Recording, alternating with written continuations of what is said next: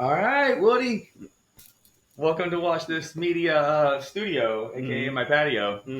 Converted patio. And what a good studio it is. I'm happy to be here. You want to know how we came up with this? We went down to that bar in downtown Pensacola, the one that had that has all the games on every table, different ones. You been to it? It's a brewery. Is it Big Top? I don't know the name of it, but it's right there on what is that? Palafox? Yeah. We were like, that's really cool. They have so many games. So we bought the dartboard. We have a chess. We have so much different stuff around here. Yeah, I dig it. No, it's. We were just talking about Joe Rogan's early day podcast. Yeah. So this is a pretty stand up studio. Yeah. For like just converting it out. You said it was a carport. Yeah. Literally, whenever I moved in here, I had one pole there and this pole here. Nice. And everything else I had put in. Yeah, and it's kind of cool seeing all that you put in. You said that was a TV set. Yeah, the window over there was a TV stand. It's tempered glass, and I was like, I got an idea. Let's frame it in. That's awesome. That's so cool. How'd you get into carpentry? My dad. He's a contractor by trade, and 12 years old, I was learning how to frame off of blueprints. Cool. Yeah. I don't know anything about blueprints. I mean, you can figure it out. You're smart. Well, I worked for my dad's construction business, but his construction business was very, I don't want to say primitive, but we were building we were making tiki huts. And so the science behind it was just like fold it like this, staple it, and just keep doing that until there's no more room. Oh, for the fronds on top? Yeah, it would just be like, the log should be like that long. Just make sure they're all about this long. It doesn't have to be quite as exact. Yeah, exactly. Yeah. But it's still hard. I mean, you got a lot of angles going on. True. And that sawdust palm frond insect like home is no joke in this humidity. Yeah. I don't know what it is, but whatever comes off trees in this humidity, like on your skin, it's itch. Awful. Yeah, itch. Feels like you have bugs on your skin. Yeah, Missouri's only like that, like 2 months a year. Really? Yeah. How long did you live in Missouri? 31 years. No kidding. Yeah. What did you move here? Well, so first I went from Missouri at 31 to St. Thomas on a temp job for 3 months. Worked on a boat. And then after that, I came back. Didn't really know what I was going to do. Bounced back and forth from Missouri to my parents had a sailboat on, near downtown Pensacola, Island Cove. Yeah. And I would go there, do a little work on it, hang out for 2 weeks, go back to Missouri, back and forth. Well, eventually, funny story, my car breaks down. I'm sitting there. I have a box of like non-perishable food, like ramen and grits, noodle cups. Yeah, cans. Yeah, I get it. My current fridge. Yeah. That's the life of a college student. Budgeting. Yeah. So I was running out of food. I had about $1.50 in change, and I rode my bike down to the Pensacola Library downtown, and I started applying for jobs at Keystone Ski Resort, and that's how I ended up there. That's awesome. Yeah. So you got to snowboard a little bit? Oh, yeah. I didn't notice that it's up there. That is a snowboard that was actually gifted to me from my roommate that I shouted out on my last podcast, Daniel. Yeah, he hooked me up with it. It's got a little gash on the bottom, and he's like, dude, but it's still good. It's been, fixed. No, I think it's pretty. It reminds me of that old PS2 game, XX Tricky. Nice. You know the one I'm talking about? Yeah, it does look like one of those designs. It's just got that like rave color palette to it. Yeah. See, I tried snowboarding one time when I was a kid, and it's easier than surfing and skating because the board sticks to your feet. Yeah. But it's also way more, what's the word? The consequences are way harsher. Oh, you catch front edge, you're done. Yeah, like you can bail on a skateboard, and with a surfboard, you can dive. Right. But every time, even if I'm going 2 miles an hour, it's like if I just went a little too far left or right, I would either face plant or like realign my spine. Just fall.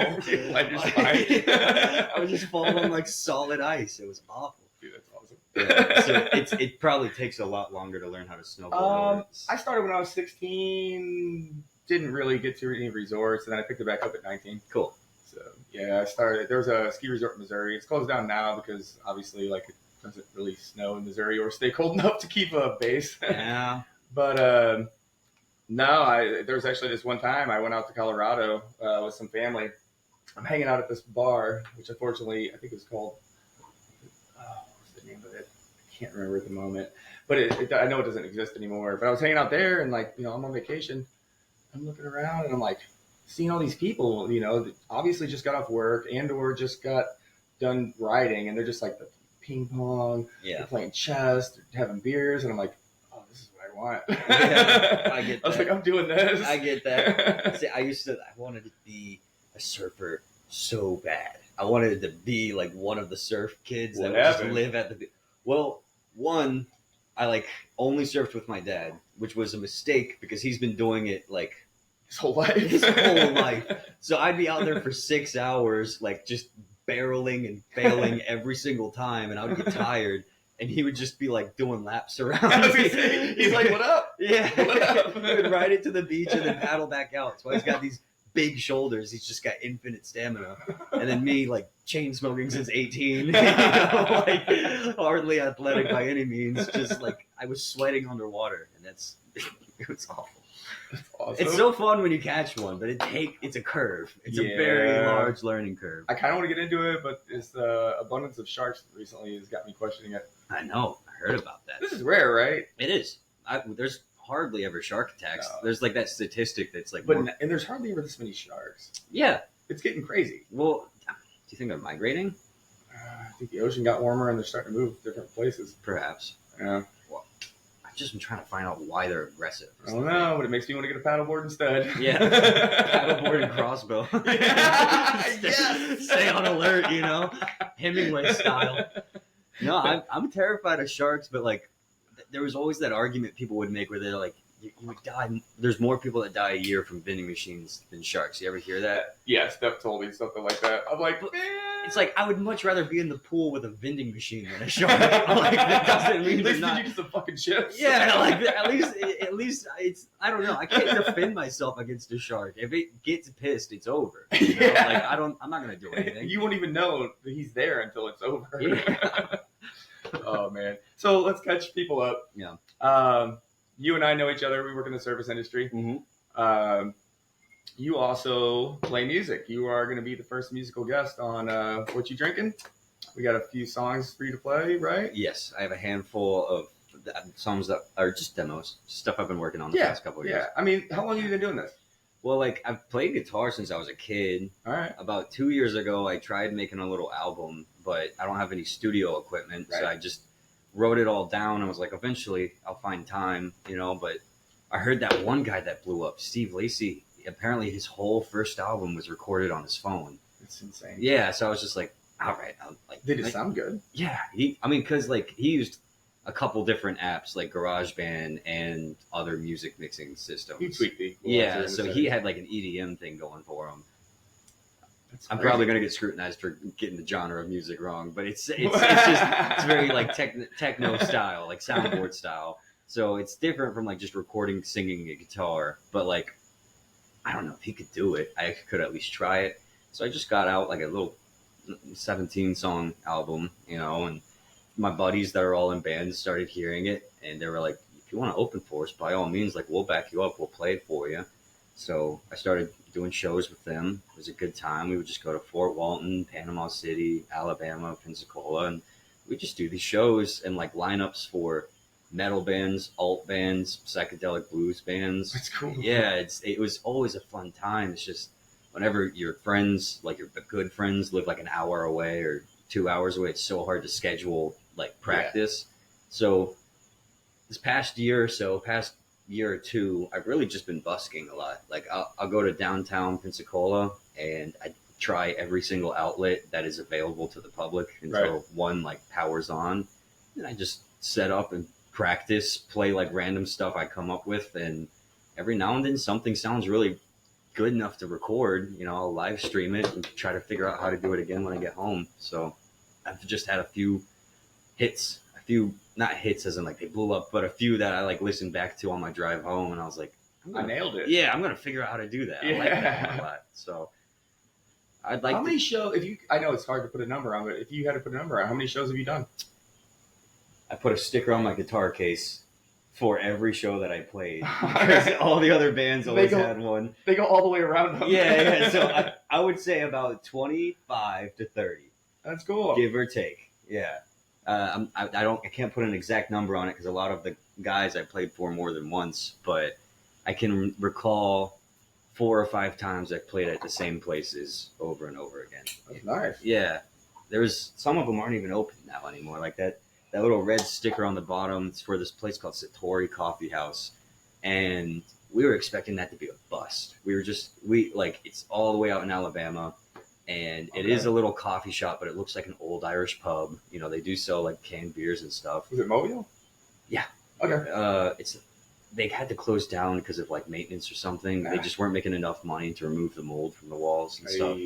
However, when we were going out there, we set up a table. It was like $10 entry, which was bold already. Normally it's free because we're all young and starting out, but $10 entry, and we didn't really think about it, but we were about half a mile from a college campus, and it was like a Friday night. Nice. So about 40 to 50 kids that can't drive anywhere, but like all are on campus and want something to do, just migrated to that coffee shop. All of them either had like nose piercings or tie-dye shirts, and so we were just like, yes, like there's my people, finally, like, we have a crowd, and we just brought the house down. It was such a good show. We all like actually made money. You know, it didn't just pay for gas, it didn't just pay for food. We actually made something. We made like $50 a pop, and there's like 7 or 8 dudes all together. So, oh wow, yeah. So it was a good time. Like my math's probably off with people, but I know I walked away with $50. Right. So, but even like a lot of times, if you're just doing like a local gig as a local musician, like those guys don't make much money. They get paid in food, beer, and like you said, like recognition. Yeah. Or what's the word that they use? It's like exposure. Yeah. You're getting exposure. Yeah. That's thrown around a lot, and it is very cool and helpful. Yeah. But after you play for the same guy like 5 or 6 times, like I can't buy anything with exposure. My gas tank didn't cost 40 exposures. Jameson's not free. Yeah. Unless you're doing a gig, then you get 2 drinks or whatever. That's true. Yeah. Well, there's some places in Pensacola that are really good venues, but they stopped selling alcohol. What? Yeah, like there's a place called Subculture. It used to be Easygoing Art Gallery. Okay. And it was just for art, music, stuff like that. Wonderful place. But they stopped selling alcohol and they started selling Delta 8 drinks. Oh, so then everybody just stared at you like they're stupid. I tried a few. But no, I've done the other. Yeah. It's different. It works, and it's a genius business idea. Yes, it is. But it's because they're each $12, and you have to have like 4 of them for like. They're very weak. Yeah, for it to do what it's like advertising. Yeah. So what would have been 3 PBRs and like $9 is now $36 and like a mild headache relief. Yeah, I don't know. Yeah, you eat 4 edibles and you're done. Yeah, exactly. Like good ones. Yeah, exactly. Even if they're Delta 8 ones. Yeah, no. I actually don't like those. They give me anxiety. I don't like Delta 8 at all. No. I need the real thing. I did a whole article on it before. It's like really, it's hemp oil is what it is. That's why it's legal. Okay, is that it's still technically THC, but because it's a hemp product and they're not growing marijuana, that's why I can buy it at the gas station. But also because it's such a strong concentrate mixed with everything else, that's why people bug out on it. You know. Yeah. Only time I took a Delta 8 edible was on a plane because I was like, oh, this is going to make the visuals super cool. And then on the way down, I was like, this isn't cool at all. I don't think I trust this pilot anymore. What if he ate one? Yeah, I had 2 in my bag. Where'd they go? Yeah. The stewardess knows. They do know. Anytime you're on anything on the plane, they'll offer you certain snacks or drinks based off of how you're acting. Would you like some cookies and milk? Do you need water? This one needs water. Double it. Yeah. That's awesome. So, obviously, we do have a little bit of a music scene here in Pensacola. Mm-hmm. Shout out to Pensacola Bay. Oh wait, I was gonna blow into it. Yeah. Yeah. Cool. Yeah. Shout out Riptide. But yeah, like I used to go to a lot of concerts. Growing up in St. Louis, there was tons of shows. Mm-hmm. You know, it's a huge city. There's so many venues. I haven't even been in Pensacola that long this time, like 2 years. Mm-hmm. The only show I have seen is at Vinyl downtown, and it was Yellow Wolf, which was sick. I don't know if I've heard of Yellow Wolf. What do they play? What do they play? Oh, I can't play a song because of royalty stuff, but like I will definitely play one after this. Right. Like it's so good. What is it? Is it like metal? It's rap. It's rap. It's Southern country rap. Ooh. He was in Jelly Roll as part of. That's sick. Like, Jelly Roll used to do like open for this guy and stuff. That's awesome. Yeah. I love that we can get shows like that because Vinyl's not a huge venue. No, that's why it's so much better. Yeah, right. It's so good. It feels a lot more. It's 30 feet from the guy. Yeah, it's super intimate. Yeah, you can see them sweating and stuff. Yella didn't really. I'll admit it. I'm not an OG Yella fan, but like I didn't learn about him until he did the song with Eminem. And that's how I learned about him. That's kind of when he went national, you know. Well, that's what features are for. Absolutely. It's like bringing up the talent that they see. Absolutely. Yeah. There's a few I've run into like that. I'm ashamed to say it, but I found a lot of really good musicians the past few years from TikTok. Right? Really? A lot of people. China's listening to you. I know. Let them have it. Great. They're going to have this recording of this podcast before you publish it. Okay. So the point I'm making is I used to avoid music that would get popular on TikTok because I always would hear that it's annoying and not good. I've now learned it's because all of those videos are 10 seconds long. And so if there's like 100 people using it and you're just hearing the same 10 seconds, like, of course, it's going to get obnoxious. Yeah. But I'm not going to lie. Like, especially for new musicians, like, starting out, it's definitely been an excellent outlet to find some cool new stuff. Because it's just any video that you see, and you see 200 a day, you can just tap on the sound, you can find out what music they used, and you can look up the artists and stuff. I will admit that I've downloaded. I'm on my third time having it downloaded. Mm-hmm. I don't know if I'm going to start putting reels on there of this or not. I'm just, to be honest, it's kind of hard to use. Yeah. I'm 41. I grew up with MySpace and Facebook. Yeah. So, like, it's just different. I've been told by people that, people we work with even, they're like, dude, you gotta use TikTok. Yeah. I think it's a bad investment now because people are trying to outlaw it. It's owned by China. Yeah. We saw what happened to Vine. Elon Musk. Nobody's calling it X. Everyone's still Vine. I don't know about that. Vine was bought by Twitter, and then immediately they just shut it down. And that's why TikTok came up on the rise, was just because it was like there was an absence of short form media like that. I didn't even know that. Right. And so it's like anything can be bought, extinguished, or sold at any time. Everybody's your enemy and kill him. yeah, exactly. Take out the competition. Bye. Yeah, honestly. What the hell? So I had no idea. I remember that though. I liked it. Yeah, me too. I loved Vine. Wasn't that where the Batman guy was on? Yeah. Yeah, that's Bat Dad. Yeah, Bat Dad. It's picture day. Whoa, picture day. Yeah, toothpaste on your shirt. This show's hilarious. Yeah, that was old school. Yeah, man. Well, I mean, just.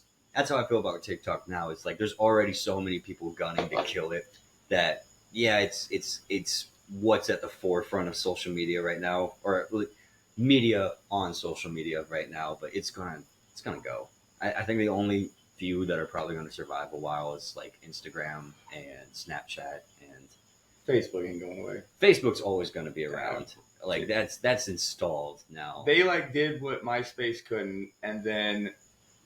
MySpace was the first, and then they did it better. Yeah.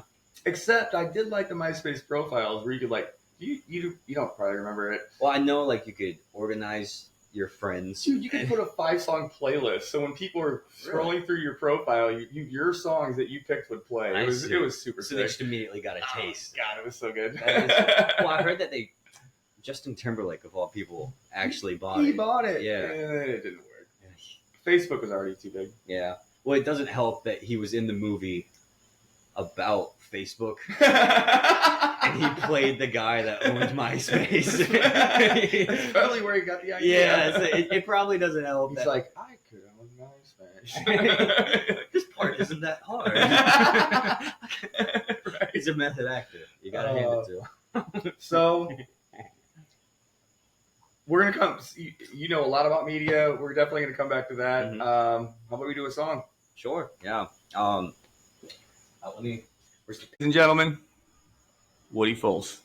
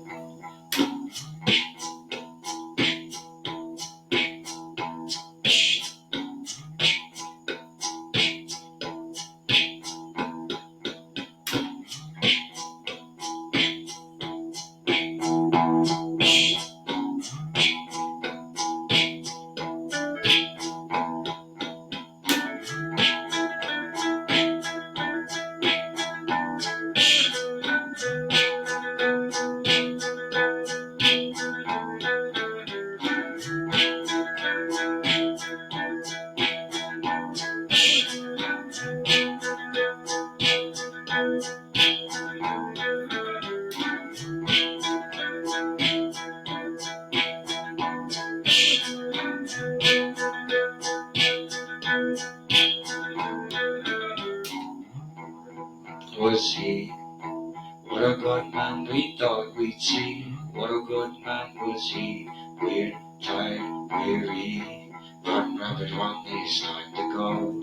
Run, rabbit, run, you're moving slow. Run, rabbit, run, he's on your tail. Run, rabbit, run, you're getting stale. What shall we do with the devil's huntsmen and his many prey?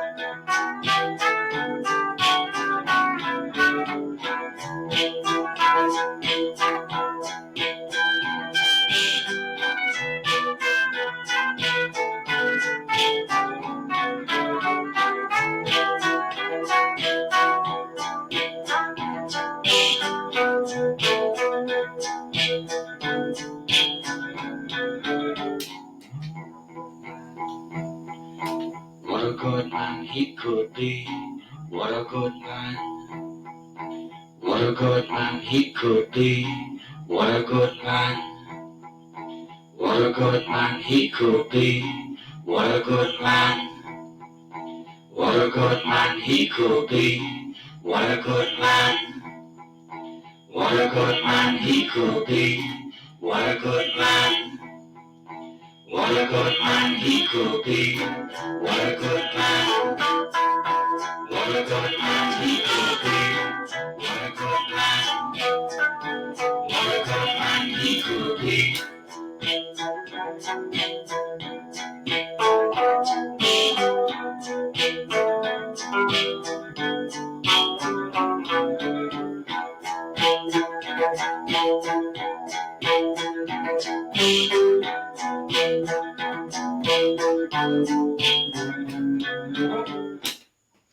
A little premature ending, but almost there. It was almost on the money. Welcome back. And we're live. All right, what do you think? Should I flip a coin or should I grab a Pensacola Bay or a Beaver? I do have a penny. Let's flip that bitch. Okay. Heads or tails? Head for the Pensacola. All right. What you got? Tails. We're going Beaver. Beaver. All right, I'll save the last beaver for you. Thanks. You're a courteous man.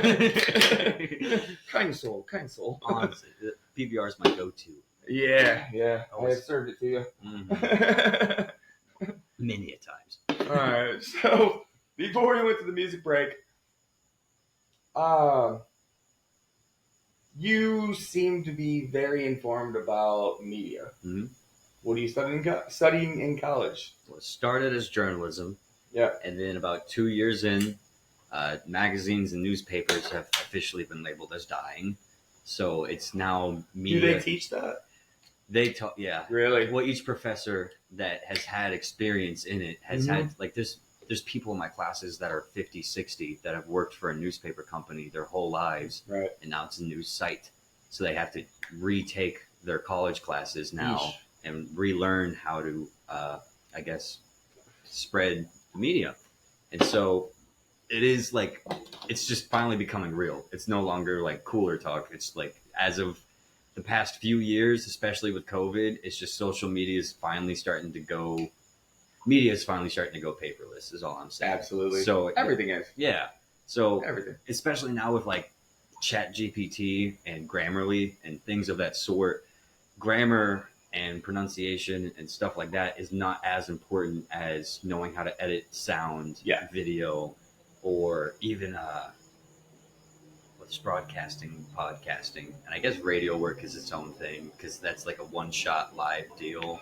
Which is different. Feel like eventually AI is going to eliminate all of that. Other than like live performance, until we pass music, comedy, like, dude, I don't think so, dude. Until we pass until we pass the Turing test, which is like, you ever heard of it? I've heard of it, but I can't recall. It's the Turing test is when you can't tell a robot from a human.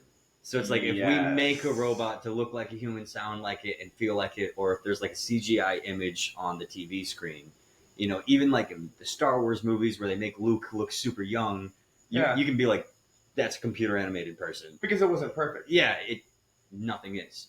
No. And so until it can like unmistakably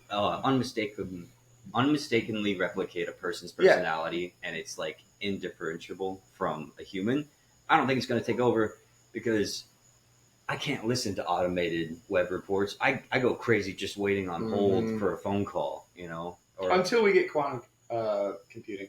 How do you mean? Quantum computers are going to make it to where the AI can work so fast and intake so much of the information that in the blink of an eye, it's going to make it to where like those things are possible. Now, it's just going to be like every other computer. Like, what was it? Before Apple, there was computers, right? Mm-hmm. But they weren't personal computers. Well, Apple kind of came in and said, no, we want to make a computer that everybody can have in their home. Well, eventually quantum computers are going to be that. Now, they're going to be really expensive at first. Yeah. I mean, I don't think my family had a computer until I was 11 years old. Because by 12, I was writing HTML. Mm-hmm. But, like, there will be a time where it crosses over. Oh, yeah. I believe it. I think I'm going to get 5 or 6 years out of my current career before it starts shifting again. No. Live music will never be replaced. Well, like you're going to put a fucking AI robot on stage? That's what I mean. Like, it's going to be like Chuck E. Cheese. well, speaking to the benefit, at least, in defense now, since like I've been talking down on AI not being able to replace humans, I will not lie. There's been some AI music that's come out lately. Oh boy! Where all it is it's taking the vocals of one singer and having them sing another song. That has been so dosh darn funny. And like, did you ever watch that show Drake and Josh? No. Okay, I'm trying to think of another one. This one's even better. An Uber driver showed me this. He showed me a version of Johnny Cash, and it was Folsom Prison Blues. Okay. But the lyrics that he was singing were Barbie Girl. Jesus. Like Barbie Girl in a Barbie world. Super believable. Sounded amazing. Even the prison inmates in the background that were cheering him on, like on the spot.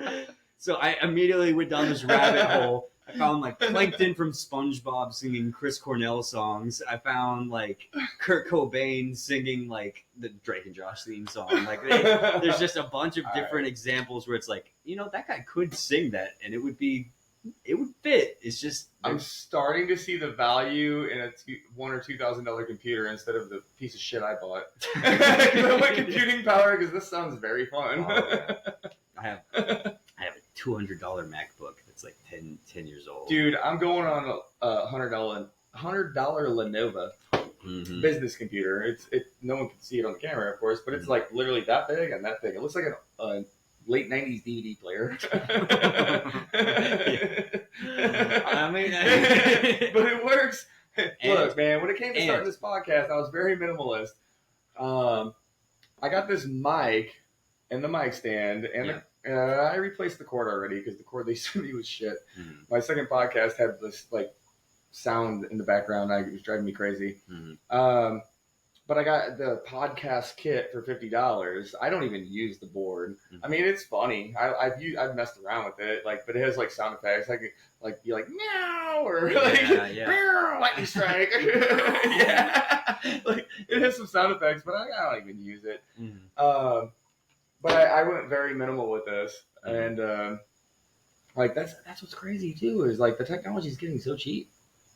Like it's getting so cheap. Yeah. Well, I mean, it's just because it's becoming more universal. Like now, there's no radio stations. There's just thousands of podcasts, and so it's like rather than being thousands of radio stations, now it's like you can't afford employees, assistants, interns, this guy, that guy, sound guys. You need all of that in one board that you can set up in your home, and so it's like I feel like people are starting to understand that, so they're making it more like. They're making more bundle deals. Yeah. You know what I mean? And like what you need. But in reality, I needed all kinds of other shit, like a webcam and everything else. I'm so glad for that. Because it's cool. It's so much more niche. Rather than there be like 2,000 rock stations across the country or like 200 talk shows that are all just duplicates of Howard Stern, you know. Now it's like murder podcasts, service industry and drinking podcasts. What's another one, man? There's even improv podcasts that I comedy. Like there's just guys that do bits with the soundboard sometimes. You know? And I watch Kill Tony every week. I love it. Oh, Kill Tony's great. It's so funny. I watch that more. I kind of want to go to Austin. Like I might sign up. It's like the American Idol for comedians, dude. You get your better. But you get your minute shot at fame. Yeah. If you kill that minute, you are going to be a viral comedian. Yeah. If you bomb that, you'll be publicly drawn and quartered, verbally. That's happened to me before. I live on. Yeah. That's for other reasons, but it's happened. No, it's all definitely changed for sure. Yeah, man. Dude, I love Kill Tony. Sorry, that one drew me off. No. I literally just watched it 2 nights ago. It's such a creative podcast too, because like it's the #1 live podcast in the world. It's live, is it? It's live every Monday. I don't know the exact time because they're doing it in Austin, so it's a different time zone. But I feel like it's like 7 or 8 o'clock. But yeah, it's great. Nice. I mean, like I've always watched reruns, I guess. But like, it's easier as far as we work in the service industry. Yeah, you know, we work at night. We don't get home till 1 a.m. Right. So by the time you wind down, you pull on the TV. Everything's over. Yeah. You know, back to what we were saying. Like, what I do miss about like the old school stuff is whenever there's something about putting on a radio station. And you know there's so many other people hearing the same song as you. It's like being at a concert. Yeah. You know that all these people are hearing the same song. And there's something to be said about that. That's a good point. It's the same reason, like, whenever I'm traveling and I'm in a hotel and I pop on the TV, I'm like, I know I can't watch exactly what I want to watch, but I know that there's a lot of people watching the same thing right now. Yeah. So whatever I think is good, I know at least there's 500, 600 other guys that are going to know about it. And the laughter happens at the same time. Yeah, that's cool. It's like this collective consciousness thing, right? Yeah. And that's helpful, too, because, like, there used to be music experts, you know, where, like, you would find a guy that would have, like, 2,000 vinyls, 3,000 CDs, all this, and he would just know all the good music, right? Dude, it's like the old DJs. Yeah, like with SoundCloud, Spotify, and all these web musics, there's just too much to know how good everyone is. So it's like nowadays, like you ask somebody what they listen to, they'll list off 6 things you've never heard of, and then 2 things you have. But it's like if everyone stuck on radio, or if everybody listened to the same. To turn my notifications down. My bad. If everyone listened to the same songs at the same time, it's like such a conjoined feeling. You know, my buddy and I just got new cars, and they both came with XM radios, so we both started listening like without communication to the alternative station, and this song came on called Starburster. You know, it's a great song, but like didn't tell anybody about it. Every time I tell people like you should listen to this, they're like, okay, and then never talk about it again. Yeah. He told me, he was like, I found this song the other day on the radio. It's really cool, and he started playing it, and I started singing along to it. And that moment of brotherhood that we both fuck with the same song, and we've already been like learning it, you know? It's like being at a concert. Yeah. Dude, I went to concerts by myself, like the Yellow concert I'm talking about. Yeah. And I'm like, I don't know. I literally went by myself. Didn't know a single person. I didn't know a single person that lived in Pensacola or Florida for that matter at that time. Yeah. And like, I remember going to the concert and like a good song's on. I'm like, yeah. The person next to me, we're both singing it. Like, you just feel that, man. Yeah. There's something about it. Concerts have a different energy too. That's why I don't think that AI will ever replace live entertainment. Very true. Whoa, there's no way. How would it? Like, how do you replace that feeling? Unless we get so desensitized that that's the new standard, to where it's just like, I just want to hear reruns. Like, I don't even care for new stuff. I know what I like. Then, sure. But at that point, it's officially 1984. Like, at that point, it's officially. Is it not yet? I don't know enough about it to speak on. Honestly, I'm not gonna lie. I know a lot about the book. I've never read it. Yeah. But like, I've read a lot of quotes, paraphrases, paragraphs, everything from it. But I haven't read it. Yeah. Yeah. Honestly, if I read that, I'm probably gonna go into a PSD moment. Like, I don't want to hear that shit. That's how I feel. Like, because I've heard a bunch of guys speak on that book, and they all lost their mind. Yeah, both sides. One's like, it's a metaphor for socialism, and the other half's like, it's a metaphor for capitalism. Like, they're just going at it, talking about the meaning of the book. And it's just like, maybe it's just sci-fi. Like, like, perhaps it's just a cool story that happens to relate to modern day very accurately. You know, that goes back to the collective consciousness. Like, how is it that like he was able to come up with all that stuff that kind of predicted a lot of the stuff that's going on, and that means that the collective consciousness was like relates in the sense that people think about the same stuff in tandem. When I took philosophy in college, there was this, I'm getting old. I'm 41. I don't remember 19 very well, but I remember taking philosophy, and we were talking about how, I forget the name of it. There's a certain thing that happens, and like all around the world at the same time, certain people will think about the same things, even as new concepts. Really? Yeah. And it's true. It's true. Sounds like, I don't want to say hive mind, because hive mind sounds like they're all. That's like collective consciousness. Yeah. No, you're right. But I feel like that hits with a lot of different bases, because like, it's crazy. Well, yeah, you hear about the Mandela effect, right? To where like people will even make the same mental mistakes about things. So it's like it's one thing to acknowledge like the Mandela effect, where everybody forgets something or misremembers something at the same time. But no one ever really talks about how like masses of people, armies even, all have the same idea and think they can make millions off it, you know? Now that Google's a thing, it's like, you'll Google it, you'll see it's happened, or it just happened. You're like, damn. But like, there was a time where it was literally just a race to first place, to where if you had an idea and none of your friends talked about it, as long as you got it out there first, you're the one. Yeah, you could make a monopoly. Dude, that's so crazy, because there was actually, whenever I started playing guitar at like 10, I started writing music by 12. You know, my first drummer played on 2 buckets and two tin popcorn cans, like, you know, just so he could keep the beat in the background. Kind of metal. Metal popcorn cans. Pop rock. Marvelous. But like, I would write lyrics, and like, obviously I never pursued it that hard, but 2 years ago by, and I'm like, hear a song on the radio, like, wow, this motherfucker steal my music. I never even told anybody about it. The internet wasn't really around at the time. Yeah. It was, but I doubt anybody went on my band's webpage when I was 12. I know what you like, mean. how the hell? I know what you mean. So what's your inspiration on music? Like, it was just my dad, he shredded and he did a bunch of covers of like, your dad play guitar? yeah. Would have never guessed. He did like, I mean, CD never surprises me. like if you hear him play now, he still has certain muscle memory riffs, right? And him and his boys used to just play these classic rock songs that weren't classic at the time.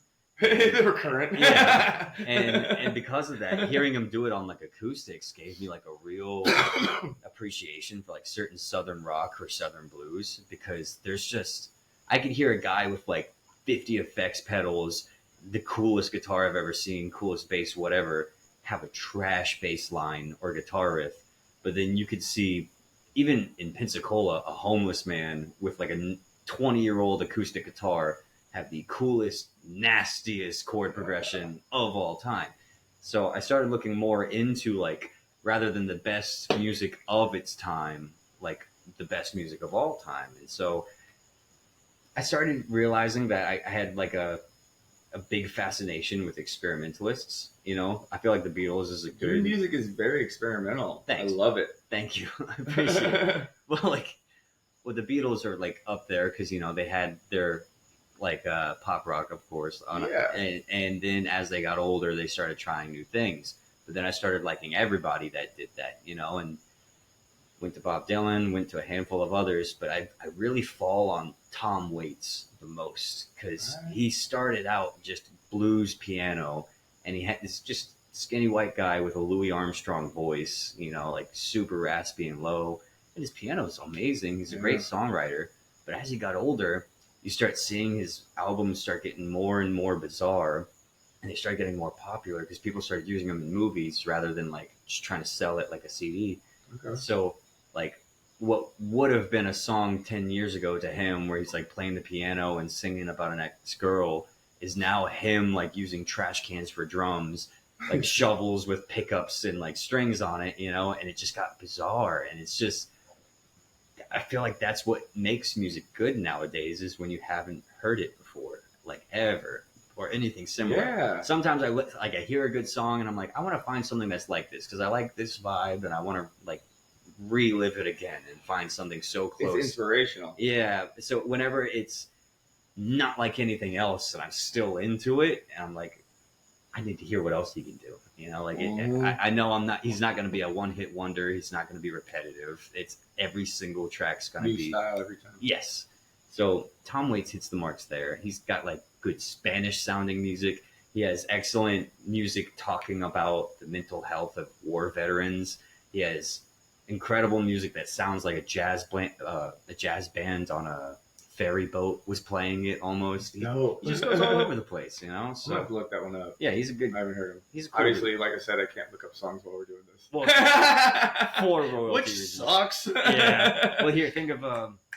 I'm on Spotify and YouTube. Why the hell can't I play the songs that they already fucking play on there? It's free exposure. Right. Why don't they want this? This just seems stupid to me. Yeah. Oh, I might make money, you know. No, I spend money. But no, how about we hear another song? Sure. Let's do this. Deal. Ladies and gentlemen, Woody Folse. This is a song about how I had a girlfriend I liked very much, and she thought we ended on good terms. But I learned some stuff about her shortly after we broke up. So when we hung out again, I was like, it's not as great as you think. Yeah, anywho.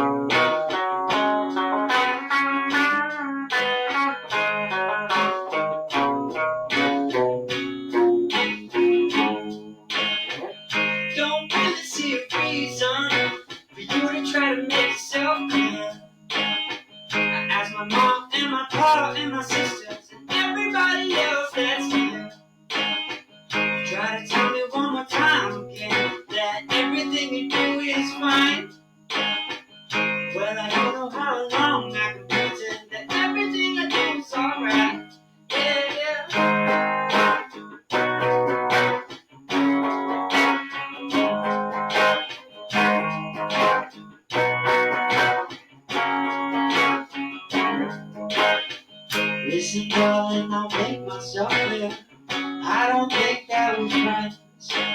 I spoke to your new boyfriend out here. I found out what you did.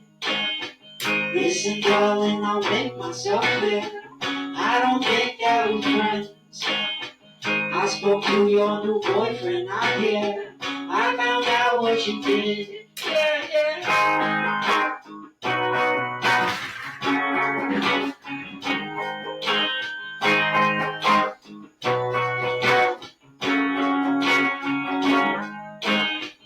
Don't really see a reason for you to try to keep yourself safe. I have enough food for you and me, and yet you're still picking up my plate. You try to tell me one more time again that everything you do is fine. Well, I don't know how much longer I can pretend that everything I do is alright. Yeah, yeah.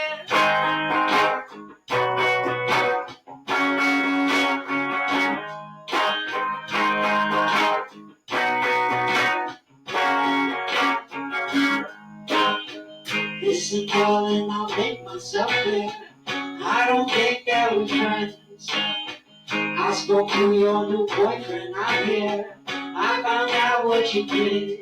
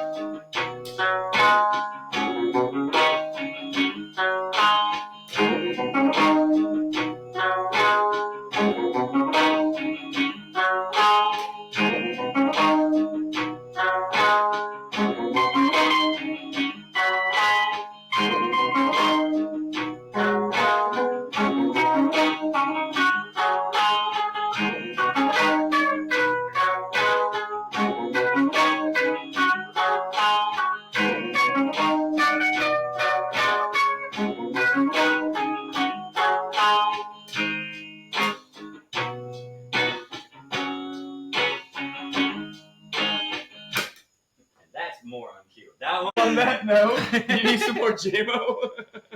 I'm gonna top off. Top you off. It's mostly been watered down. But My pleasure. Thank you. Your bartender Alan here. Shit, I left my fucking cup over here.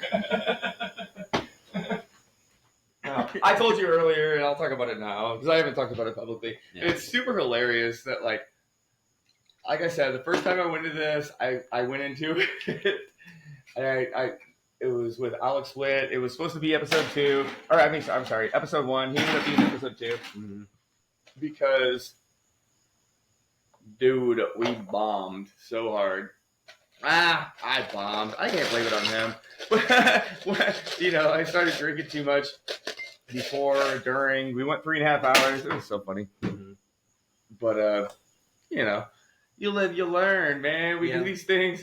Well, it's also like you never realize what's happening over the course of 3 hours because to you it feels like 15 minutes, you know? Especially when you're having anxiety. Yeah, exactly. That's a real thing, too. Because I looked up, like, why is it that the car ride home after I drank was so much shorter than the car ride out, you know? Anticipation, but also your blood starts pumping faster whenever you're intoxicated, or whenever, like, and if you're anxious, more alert. Yeah, when you're anxious, same thing happens. Like, if your blood's pumping faster, your awareness is on a high. So what you're saying is I should do a double shot before I take like a stressful test.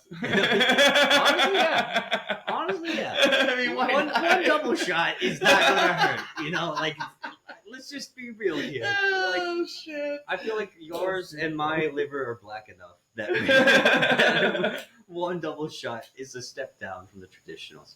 That's racist, bro. We're gonna get canceled. my liver, it doesn't see color. You're gonna blow up.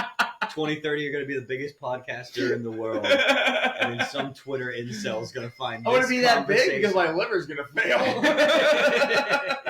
No, someone on Twitter is gonna go all the way back to this podcast to be like, in 2024. Oh my god, I'm so offended. There was actually quite an offensive remark. Dude, but that's how it is now. Do they talk about being canceled in media college? Mm-hmm. Do they really? We talked about like it's literally taught. Yeah, Joe Rogan's talked about it. Joe Rogan's even talked about, but it's like the biggest one that we talked about was Kevin Hart because he had one joke. He had one joke where he would tell his son to stop doing stuff, and I think. Did you ever watch it? I don't know if I've seen it or not. Continue. Well, his son would just do something slightly flamboyant, and he would just be like, "Hey, stop! That's gay," you know. And that was such a big joke that they made shirts, they gave merchandise out, people would quote it, it would be captions, all this. And then it's funny. Don't be so sensitive, people. Funny, but I have gay friends. After 15, who gives a fuck? Well, after 15 years, people forgot about it. And as his humor shifted with the public image, it's just something you would never expect a guy like him to say. And so when people did find out, they had it fit. They kicked their little feet and they stomped. Oh my god! It didn't work. He's still famous and rich. He just got a Mark Twain award. He literally did. He just had a humongous. Well, Mark Twain was racist too. yeah. That's a good point. But it's funny that he got a Mark Twain award. Yeah, Mark Twain's racist and he's black. So, I'd like to see what Mark Twain had to say for Kevin Hart on his most important night of his life. Oh, he's like, we floated on the river, but I didn't think he was equal to me. He was only 3/5 a person. God damn it. Oh my god. But he would probably say it's super, so fancy that you couldn't even tell. Did Kevin Hart ever respond to it? No, I don't think so. I think he had an apology. But did he really do the public apology bullshit? A tweet apology. Jesus he didn't make Christ. a video. He didn't come out in public. That's how you're supposed to do it. You're not supposed to have to. If you try to stay in the limelight, yeah, but you're not supposed to have to, especially a comedian. Comedians are supposed to be able to do whatever the fuck they want because guess what? That's what's funny. That's true. Like, come on, dude. But like, it's ridiculous. To play devil's advocate. Let's do this. To play devil's say a comedian does something that you find genuinely not funny. Like, genuinely, you just don't laugh at it. It's rare. You know? But, like, if someone, like, did something that was offensive, not just to everyone, but you're just kind of like, it wasn't even that good. You know? Would you tell him, like, hey, that just kind of came across? I wouldn't put the energy in it. Yeah. Well, that's fair. I mean, someone could be like, hey, there's this short, bald guy. And I'd be like, actually, it's kind of funny. And I'm not even offended. Like, I would never put the energy into that. I understand that. I'm only raising devil's advocate because I know. There's a handful of comedians I've seen that I don't find funny at all. Not because they've offended me, but because they just don't know how to say a joke right? Sometimes they're boys. Yeah, and there's just been times. There's like a Kill Tony friend even that one of his jokes he like had a prank show movie. I can't remember his name. Damn. But his prank show was that he would like tell these Mexican contractors that he had a job for them. Oh, and he was like, God. "Yeah, just hop I in already the back." don't like it, but keep going. He was like, "Yeah, just hop in the back and we'll like make a time out of it, no problem."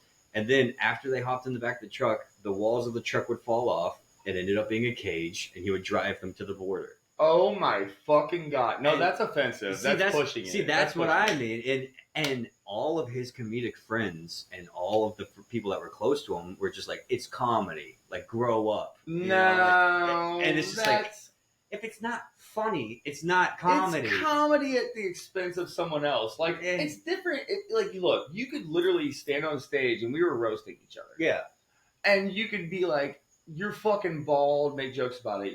You're fucking old. For how young you act, at least I'm only 41, but I act like I'm 21. You could like make all these jokes, but like, dude, that's fucked up. Well, okay, so that's another point. That's another point too. If someone says a joke, I will never bother them. Right? When someone Like when someone's like, "Oh, when it's a someone joke," traps a guy in a fucking when cage? he literally does it, it's a whole different story. Because then he's like, "Oh, it's funny." And it's like, funny to who? It would be a joke if he casted them to do it in a scene and was like, "Hey, you're gonna play the Mexican guy that fucking gets locked in a cage." That's funny. Mm-hmm. But if he really did it, dude, that's fucked up. Well, as far as offensive humor goes, I believe unless it's so obviously not true that it's satire or it plays to the other person's strength, it's not really a joke. But a lot of the comedians that have failed, they will just want to seem like the cool guy. A lot of night show. Well, shock humor works. Shock humor works. It has. It does. It does. Look. Okay. Today is a good example. You know, after my 4 hours of sleep and then showing up late for work, and I sat and bartended, struggling the whole time for our favorite friend. Kevin. Kevin! Birthday coming up soon. We have the same birthday. I know. Do you want to talk about that? No, we don't. We'll get it. But, like, we were talking about that. And, like, I talked to him about all kinds of offensive shit. But it was so funny because he had a friend that he had golfed with in the past show up. And, like, dude, they were being so rough to each other. Yeah. That when I passed the torch to Jordan, they're still, like, ripping on each other. And I look at her and I'm laughing my ass off. And I'm like, I wanted to be like, good luck. Because they were ripping so hard, dude. It was so funny. See, when I went to the Amazon, all right? I worked at a Starbucks for 2.5 years, all right? So I live amongst the liberals. And in that time, I learned that there was a lot of subtle stuff I said that they did not dig, right? And it's not that I changed my opinion whatsoever, but the terminology was a big factor. Dude, people will call you out on your political beliefs based on your terminology. Yeah, it's like I can believe whatever I want. They believe in believing whatever you want, but the terminology is what seems to be the biggest factor. I was speaking to Kevin. I was telling him this the other day, and I will talk about it right now. I grew up Democratic. I grew up liberal. And, like, I like to consider myself an independent thinker. Mm-hmm. And, like, I told them, him and, Kyle, I was like, hey, man, I was like, dude, and dear God, believe me, I was, like, on the fence about even admitting it. But I was like, I grew up Democratic. And, like, I was like, why? And I was like, well, my family didn't have a whole lot of money. And I came from a swing state. Like, it was a little different. But, I was like, here's the problem I have now. And I'll sum it up in a meme. I was like, I saw a meme the other day that showed a picture of Zach De La Rocha from Rage Against the Machine saying, fuck you, I won't do what you tell me. Yeah. And then on the bottom, you got some like crazy liberal lady screaming, fuck you, do what they tell you. It's like, what the fuck happened? Yeah. What the fuck happened, bro? It swapped almost. It did. Republicans used to be a stereotypical non-racist party, and now it's turned. I mean, obviously the Republicans were riding the Civil War for about 100 years or so, and so that's why it's like, that's the biggest argument. They're conservative. They hold on to values longer. Exactly. But like being in like media specialists like classes, the biggest thing that they teach is like, we don't care what you think. We need to know what happened. Yes. And that's, let's all be independent. But that doesn't capture. They echo chambers capture. Like repeating what people have already thought is what captures their attention. So that's why the most popular media is all these Tucker Carlson's an intelligent dude. Dude, I loved him on Joe Rogan. Yeah, he's an intelligent dude, but he is so outlandish and dramatic whenever he's having these interviews. Right. Because he's not feeding into, but he's expressing what most people have like thought already. You know what I mean? And he's like, he's experienced some fucked up shit. He's saying what people want to say that they would be afraid to every day. He was attacked. Yeah, and for every person like Tucker Carlson, there's another on the other side. That's just the example I can think of. No, I love it. I love it. I love him. I read his book. Honestly, I used to hate him. Now I like him. Yeah, I after hearing a 3-hour interview with him, I'm like, bro, he's kind of cool. Well, I liked him after he got off the news channel. Yes. Once it was not all politics. Before there was producers poking his back, being like, think this way, think this way. Yeah. When he became himself, he became great. Mm-hmm. And that's the weird thing. Like, I get gasps, eyebrow raises, and like people break eye contact if I ever say that I liked listening to him. But he was an excellent journalist, you know. He is an excellent. Yeah, journalist. and he really is. He does hands down. If you take away what partisanship you're part of, yeah, dude, he's a fucking great journalist. Yeah, because when you water it down, I can't think of a lot of other greats from this generation other than Anthony Bourdain. But the most that Anthony Bourdain talked about was vacation spots and food. Tucker Carlson's the only guy I can think of off the top of my head that was like, we don't like this one president because he's a warmonger. He's like, but there might be more to it than that, so I'm going to go talk to him. And then he went and interviewed Putin. Yeah, you know, and that's good because it's not that it's good because it's like this. We need to like sympathize with him, but it's like we need to hear every side. Yes, we do. Even it's like because I'm not going to just admit that they're the bad guy. Have you left the country? Mexico. I haven't. Really? I went to the Virgin Islands.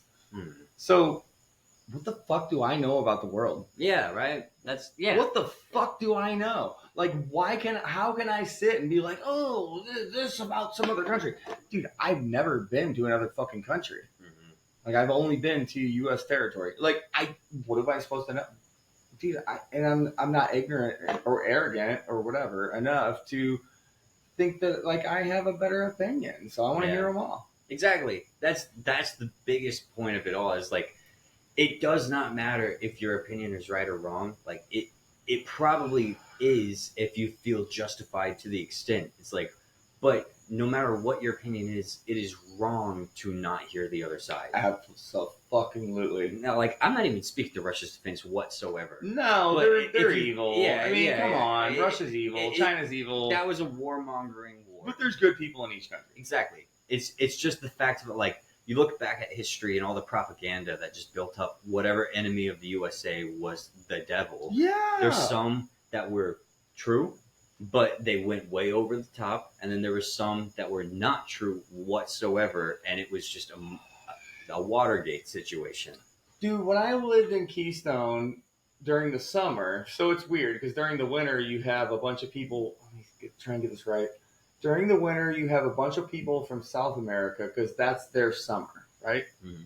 So it'd be, basically all the people from South America. And they would be up there on their international visas.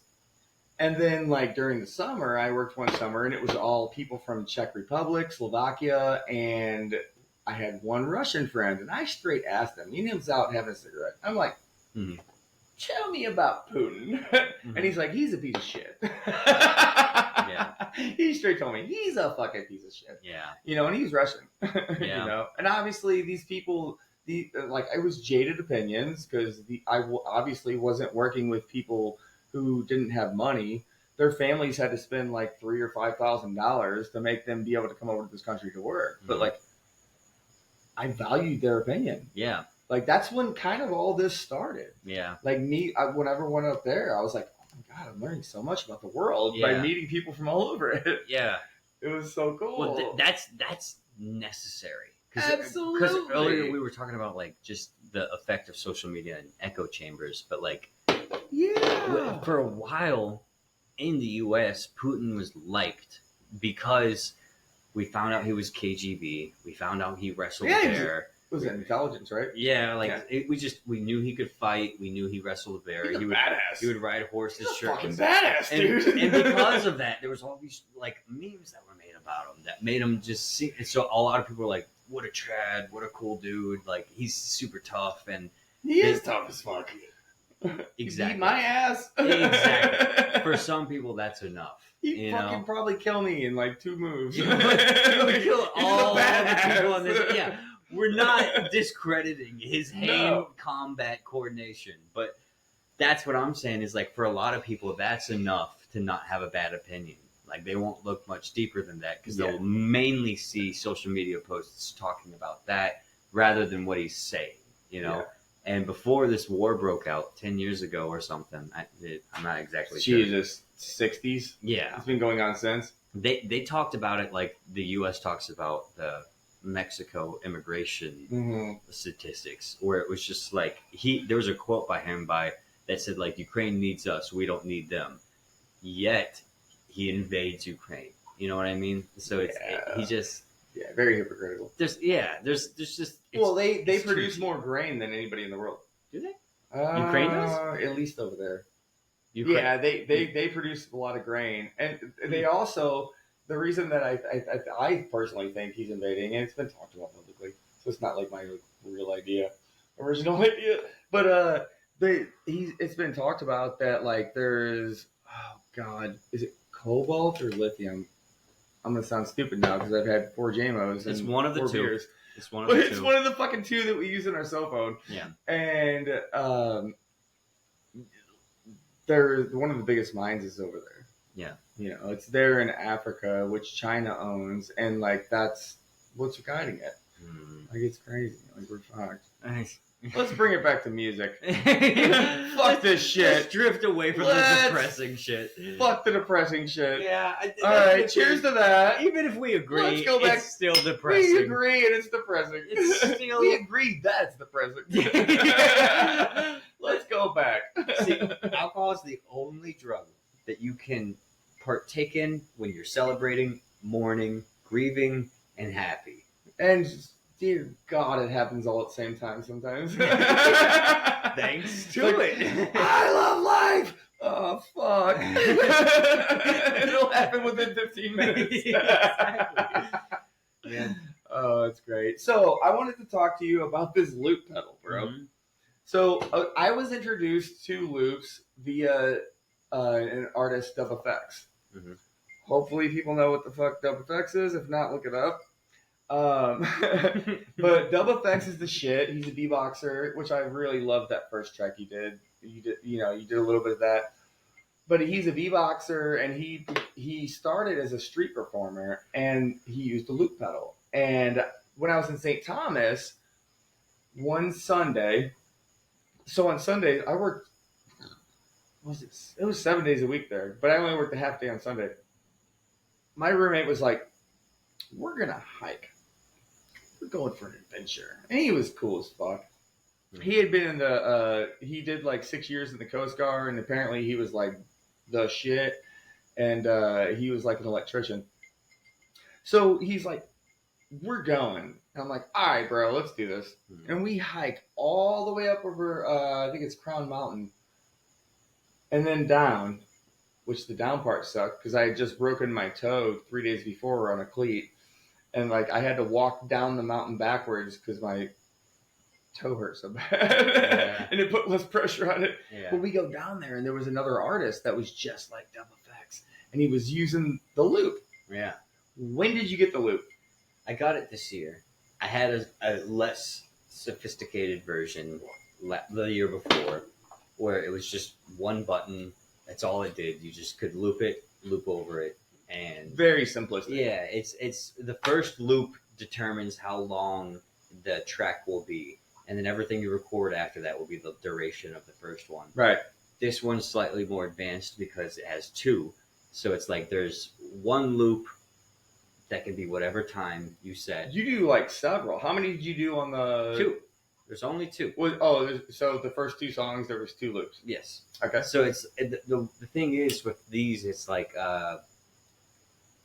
If you set one track to be 12 seconds long, the second track needs to either be 12 seconds long, 24 seconds, 34 seconds, whatever. It just needs to be in increments of 12 in order for it to sync up.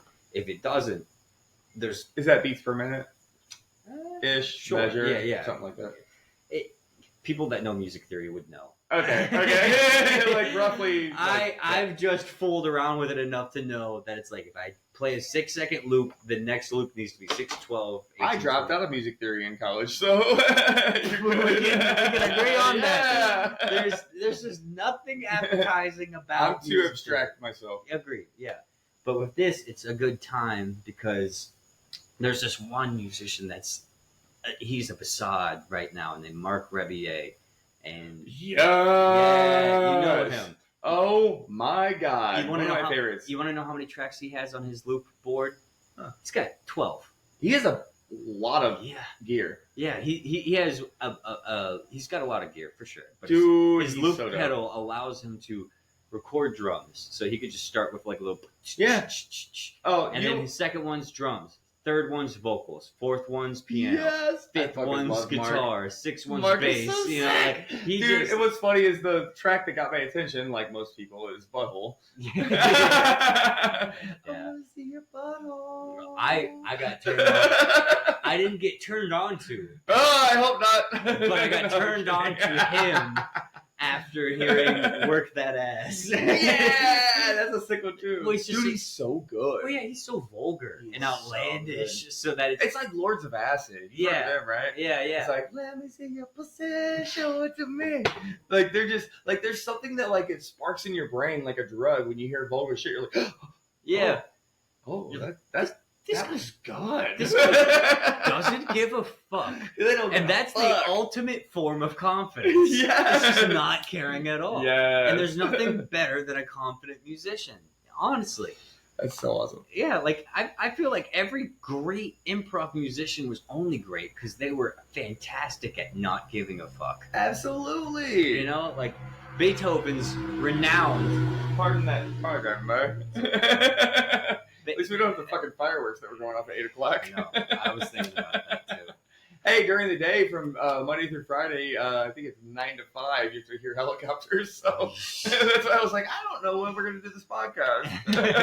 Like, if we do it during the day, we're going to have fucking helicopters. If we do it at night, it's going to be hot, muggy, and have mosquitoes. So, well, it shows that prayer has but worked. no, Prayer has worked. Go on about Mark Rubelin. So Beethoven, it was renowned for being an excellent improv.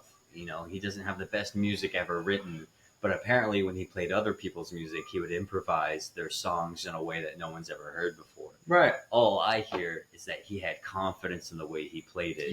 He just he didn't care. He knew it sounded good. So he had confidence in himself, and that stands out. So when there's someone like Mark Rubelin, who most would consider or Woody. crazy, or Woody. Not saying I'm a facade or but you're a fucking genius. good. I appreciate it. I'm just saying, as far as these musicians that I believe are geniuses, the one commonality between all of them is that none of them seem to care whether it's ridiculous, vulgar, outlandish. Yeah, like, do you know Frank Zappa? Oh yeah. Yeah. Oh, yeah. The first 3 years that he wrote compositions, the orchestras that he showed them to said this could not ever be played. And now it's played like in local theaters all the time. But at the time, it was just nobody was like, this doesn't sound good. Like, I get to you, it might sound good. Yeah, it's like, I get to you, this might sound good. Like, but there's just no way I can play this that would make it sound decent. And then as more... They suck at playing then. Yeah. As more deadheads moved into the music scene and started learning more about it, they started realizing that it doesn't have to sound traditional to sound good. Yeah. It can be outlandish. It needs to be. It has to be. It needs to be now, man. We said that earlier. It's like it's just the music you have never heard before. Yes. That's good. You know? Yes, sir. That's awesome. Dude, I don't know. I could talk for hours about music. I am so ashamed that I've not seen a lot live. You know, you haven't seen a lot of live? I've seen a ton of local music. Bro, all right. But, like, so next time a good band, how about this? I think it's November or September. There's Ballyhoo coming, Bumpin' Ugly's coming. Yeah. You like reggae? I do like Bumpin' Dude, Ugly's. We'll go to the concert with you. Deal. I saw Steel Pulse last year. Yes. Yeah, so I've seen some. Dude, I'll go. Look, I'm not a big fan of going to big concerts and festivals anymore. Yeah. I might go to a 311-day show. Yeah. Because that's sick. I might not smoke at a show anymore. But if it's a Bumpin' Uglies or a Steel Pulse concert, you're gonna get secondhand anyways. So I will join you on that. But they're both coming to vinyl this fall. This fall? Yeah, son. All right, one more. I will go. Dude, we're going. With you. We're going. Yeah, that'll be fun. Docu-series. Oh, absolutely. It'll be fun. Yeah. So, how about we do this? It's been great. We're going to do another song, and then we're going to close it out. Deal. Yeah, man. All right. Let's do it. We'll be right back. Ladies and gentlemen, Woody Folse. Oh, my theatrics.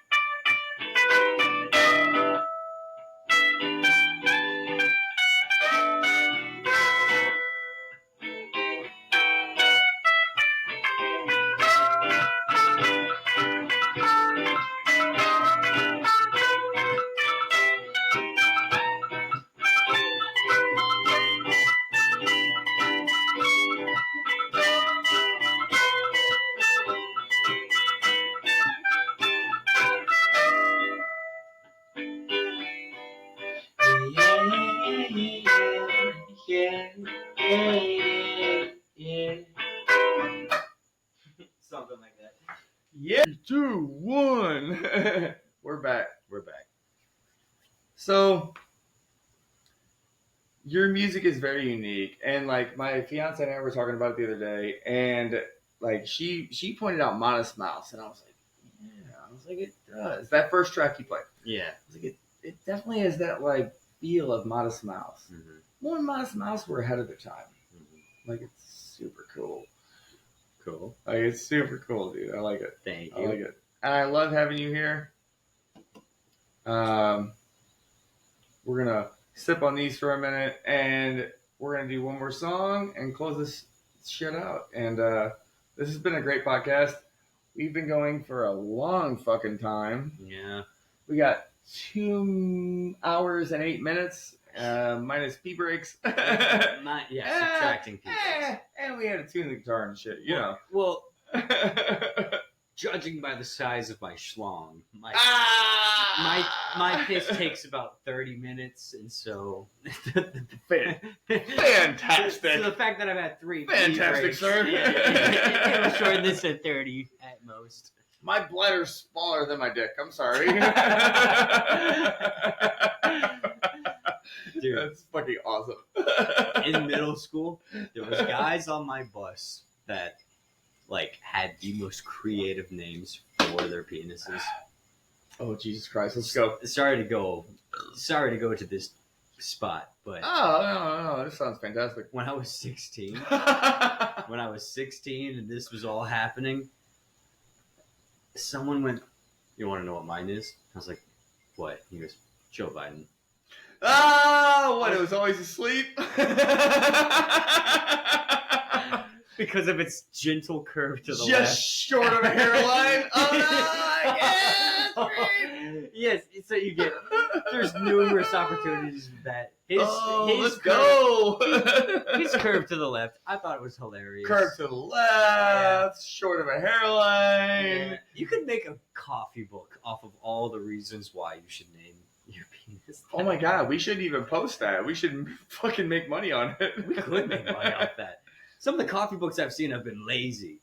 If we just came up with at least 20 headliners or punchlines. Viagra should sponsor him. Yeah. Honestly, yeah. We keep him awake and his dick hard. The gas station pills that are this big, they would sponsor him.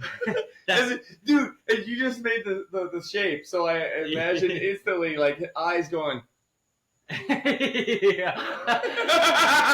Even if it's this big, he would be like, "What is that?" That's fucking fantastic. Is it? Do you miss school ever? Like, do I miss school? Like, do you miss having a class where you saw the same 30 people every day? Fuck the people. Yeah. But I miss school. I do miss school. I am a person who learns, and like having the self-motivation to actually like learn stuff is way different. And like, you know, it's since I got kicked out of high school, we talked about that. Yeah. We won't dive into details. Water under the bridge. Yeah. I got kicked out of high school. But then I went and got my GED. So that, like, I haven't been in high school for fucking 25 years. Yeah. 25 years. But the thing I miss most, which is why I kept going to college part-time, and I have like 90 credit hours and just an associate's degree, no bachelor's, not even in sight, because I took so many fun things, was I love learning. Yeah. I fucking love learning, dude. It's so fun. Well, it's when it's something you're interested in. Absolutely. If it's, for me, math, don't give a fuck. Really? Don't give a fuck. Oh, yeah. No. I was going to say, I was like, really?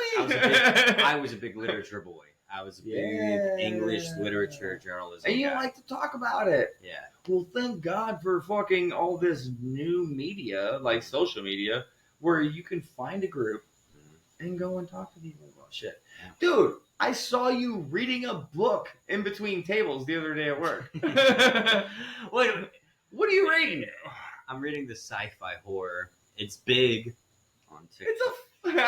It's big on TikTok. I I have no mouth, but I must scream. and it's a horror about an AI becoming too advanced that it wanted to become a person, and people were afraid of it taking jobs, afraid of it becoming too sentient and needing rights and all these reasons. So they were like, no, you're going to stay a computer. And the computer decided to take over all of the internet, all of the world's internet reliable systems, and then using it to torture people. Jesus fucking Christ. Yeah, I think that might be happening, to be honest. It's intense and it's super serious, but this was like 1984. It was written like way back when. It was before? In the 60s. In the 60s. Same era. Well, yeah, but the fact that the internet it wasn't conceived yet. And this guy was just like, this seems like a possibility, you know? Like, he doesn't know when this would come to fruition. It's not coming to fruition now, but AI is becoming a thing now, and it's been 60 years since he wrote that. Yeah. So it's just like, modern day prophets are fantasy and sci-fi writers because they're the only people that are creative enough to predict things that could be rather than things that are possible. Yeah. They don't think of what's possible now. It's because, like, there's a million things I could tell you are impossible to do because of what we know right now. But it's those creative writers that are like, this seems like it could happen. It's entirely plausible. And they're fucking right, usually. Well, he was right. We have a computer system now that can mimic human speech perfectly, and it's free to use. People can cheat all their way through high school, through English, math, and everything else, because they just have to look it up, and it's there. Like, everyone can graduate. That's crazy to me. Yeah, but it's even more crazy to think that a guy that was watching Vietnam, the Beatles blow up, the drug scene, the Grateful Dead movement, the Christian movement, even, like, someone that saw all that happening in real time was like, if I was to guess where this is all gonna go. And he fucking nailed it. Yeah, you know, like, that's what's bizarre. It's just like how, because I'm sure there's a million sci-fi similar for sure, or a million books or something that like predicted the future that were wrong. Yeah, it's just nuts that out of the million, there's one guy or a few guys that dead on. You know, dead on. I mean, look, let's bring it back to media. Yeah. Because I'm gonna go conspiratorial, pull up the crossbow and my throwing axes. Who cares? Look, when I get a better studio set up, we're gonna like have a target over there. Like, next time you come back on this, you got a few new tracks. We're gonna have like a target, and we'll like fucking throw some axes and shit. Honestly, you should have a podcast episode where you have 4 of your favorite guests playing darts. If we all play darts, I suck at darts. That'll make it funny. But it's fun. It'll be funny for the audience because the host loses, but it'll be fun for the guests because they feel like winners. The underdogs, of course. Look, man, this has been great. You want to do one more song? I could try one more. Or we want to wrap this up? It's up to you. Let's wrap this up. All right, I agree. We're gonna wrap this up. We're gonna watch some fucking comedy. And we are going to laugh our ass off and have some more drinks. But, Woody, it's been great. Thanks, brother. Dude, we fucking killed it tonight. I've had a good time. This has been great. I can't wait till next time, dude. Me too. Fuck yeah. What you drinking, bitches? Hasta luego. Oh. Good shit, boss. Good shit. You're a great host. Thank you. Mm-hmm. Thank you. I just gotta figure out how to fucking end this. Hopefully right here. Well, I can end it. But no, don't leave this all in. Close it here. I gotta fucking... We go... Stop.